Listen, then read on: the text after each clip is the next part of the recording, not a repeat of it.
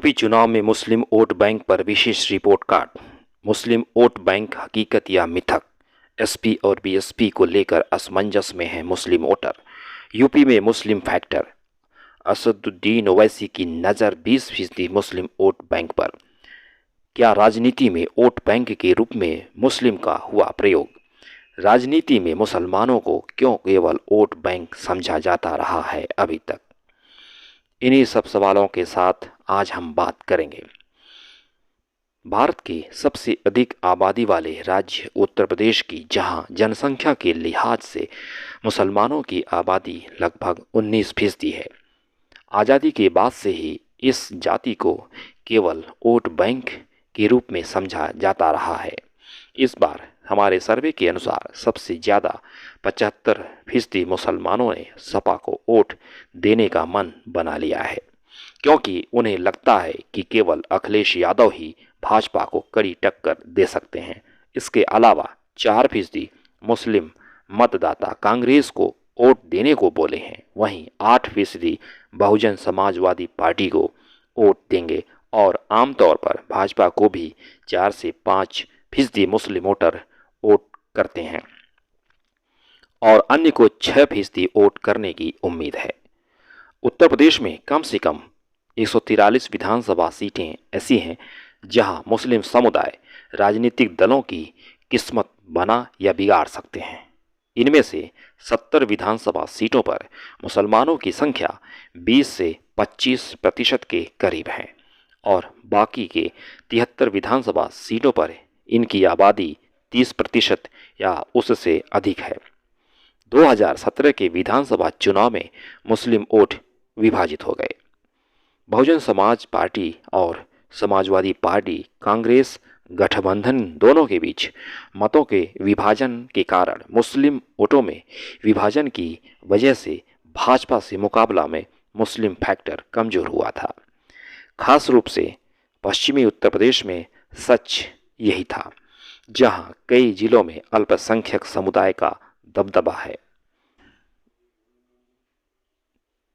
2012 के विधानसभा चुनाव जिसमें समाजवादी पार्टी को 224 सीटें मिली थीं। उस समय कुल 68 मुस्लिम विधायक जीत कर आए थे। यह मुसलमानों के लिए अब तक का सबसे अच्छा प्रदर्शन था, जो 2017 के विधानसभा चुनाव में घटकर 24 पर आ गई। 2012 के विधानसभा चुनाव में सपा ने 78 मुस्लिम उम्मीदवारों को टिकट दिया, जिसमें 43 जीते, जबकि बसपा ने 85 मुसलमानों को टिकट दिया था, जिसमें से 16 जीते। कांग्रेस ने 62 मुसलमानों को टिकट दिया, लेकिन 4 ही विधायक बन पाए। 2 मुसलमान कौमी एकता दल से जीते थे। 2012 के विधानसभा चुनाव में आज़ादी के बाद पहली बार मुसलमानों ने राजनीतिक प्रतिनिधित्व 17.2% हासिल किया, जो उनकी आबादी के लगभग आनुपातिक रूप से 19.2% और 2011 की जनगणना के अनुसार था। 2017 के चुनावी नतीजे को देखें तो 143 विधानसभा क्षेत्रों में जहां मुस्लिम आबादी 20% या उससे अधिक है, उसमें से बीजेपी ने 112 पर जीत हासिल किया और उसके सहयोगी पार्टी अपना दल को 2 सीटों पर जीत मिली है। एसपी ने 17 सीटों पर और उसके सहयोगी कांग्रेस को 2 सीट पर जीत मिली, जबकि बसपा को 6 सीटों पर जीत हासिल करने में कामयाब रही। बार समझने की कोशिश करते हैं कि 2017 में किस पार्टी ने कितने मुसलमानों को टिकट दिए और कितने मुस्लिम विधायक बनकर लखनऊ तक पहुंचे। बसपा ने सबसे ज्यादा 99 मुसलमान उम्मीदवारों को टिकट दिया था, जो कि अब तक का सबसे ज्यादा किसी पार्टी के द्वारा दिया गया प्रतिनिधित्व था और जिनमें सिर्फ 6 सीट पर जीत मिली थी। सपा ने 57 मुसलमानों को टिकट दिया था, जिनमें 17 विधायक जीते, जबकि कांग्रेस ने 22 मुसलमान उम्मीदवारों को मैदान में उतारा था, जिनमें से केवल 2 विधायक जीते। इस बार मतदान के समय मुसलमानों में एकजुटता भी देखने को नहीं मिली, जिस कारण ऐसा हुआ। पिछले 5 चुनावों के रिजल्ट को देखा जाए तो मुस्लिम विधायकों की जीत हासिल करने की संख्या लगातार बढ़ रही थी। 1993 में 28 विधायक चुने गए थे। 1996 में 38 विधायक चुनकर आए। 2002 में 46 विधायक, 2007 में 56 विधायक और 2012 में 68 विधायक चुनकर आए, जो अब तक का सबसे अच्छा प्रदर्शन था। 2017 के उत्तर प्रदेश विधानसभा चुनावों के साथ भारत के सबसे अधिक आबादी वाले राज्य उत्तर प्रदेश में मुस्लिम प्रतिनिधित्व 2012 में 17.1% था, जो अब वर्तमान में घटकर 5.9% हो गया है।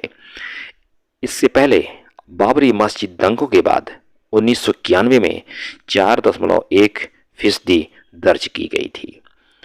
विश्लेषकों का मानना है, जब भी धार्मिक आधार पर ध्रुवीकरण होता है तो मुस्लिम की जीतने की संख्या हमेशा नीचे आ जाती है। 1967 में और 1969 में जब गौरक्षा आंदोलन अपने चरम पर था, उस समय भी यूपी में दोनों मौकों पर केवल 23 मुसलमान उम्मीदवारों ने चुनाव जीता था। कुछ मुस्लिम जानकारों का कहना था कि 3 तलाक के स्टैंड के बाद कुछ मुसलमान, खासकर युवाओं और महिलाओं ने बीजेपी को वोट देने की बात की है। हालांकि इसकी पुष्टि करना मुश्किल है, लेकिन प्रचंड जीत की जश्न में शामिल भाजपा प्रदेश मुख्यालय में बुर्का पहने कई महिलाएं मोदी मोदी के नारे लगाती नजर आईं। कुछ मुस्लिम बुद्धिजीवियों का मानना है कि मुस्लिम आबादी में एक खास तरह की मंथन की जरूरत है। अगर बीजेपी के पक्ष में नहीं तो उन राजनीतिक दलों के खिलाफ वोट देना चाहिए जो हमें केवल वोट बैंक के रूप में इस्तेमाल किया गया है।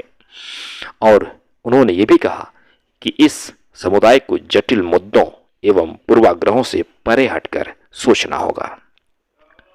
वहीं कुछ मुस्लिम बुद्धिजीवियों का मानना है कि मुस्लिम समुदाय का क्षेत्रीय पार्टी के साथ रहने से तात्कालिक लाभ तो जरूर हुआ, लेकिन इस वजह से दूरगामी राजनीतिक नुकसान भी हुआ है, क्योंकि ज्यादातर मुस्लिम प्रतिनिधि आत्म केंद्रित होकर मुस्लिम समाज का कामकाज किया। क्षेत्रीय पार्टी से उन्हें जाति विशेष का मत प्राप्त हो जाता था, जिससे गैर मुस्लिम समुदाय से बाहर उनकी सक्रियता कम हुई, जिससे सांप्रदायिक शक्तियों को सामाजिक विभाजन करने में फायदा हुआ है। देश की मुख्य धारा की राजनीति जुड़कर अपनी समस्या के समाधान के बारे में सोचना होगा, तभी मुख्य धारा से हाशिए पर धकेल दिया गया समुदाय फिर मुख्य धारा की राजनीति में अपनी निर्णायक भूमिका अदा कर सकती है। समुदाय को एक बार फिर से सत्ता में उचित भागीदारी के लिए अच्छे तरीके से रणनीति बनाने की आवश्यकता होगी। इसे 2017 के विधानसभा चुनाव में प्रदेश में भेदभाव एवं विभाजनकारी राजनीति को मजबूत कर भाजपा द्वारा चतुराई से इस्तेमाल की गई धारणा को, कॉन्सेप्ट को खत्म करना होगा। समाज, समुदाय और देश के सामूहिकता के साथ एवं समग्र उन्नति के बारे में गहराई से सोचने की जरूरत है। हम सिर्फ रिसर्च और एनालिसिस करते हैं। हमारा ये वीडियो लाइक, शेयर और सब्सक्राइब करना ना भूलें आप। धन्यवाद।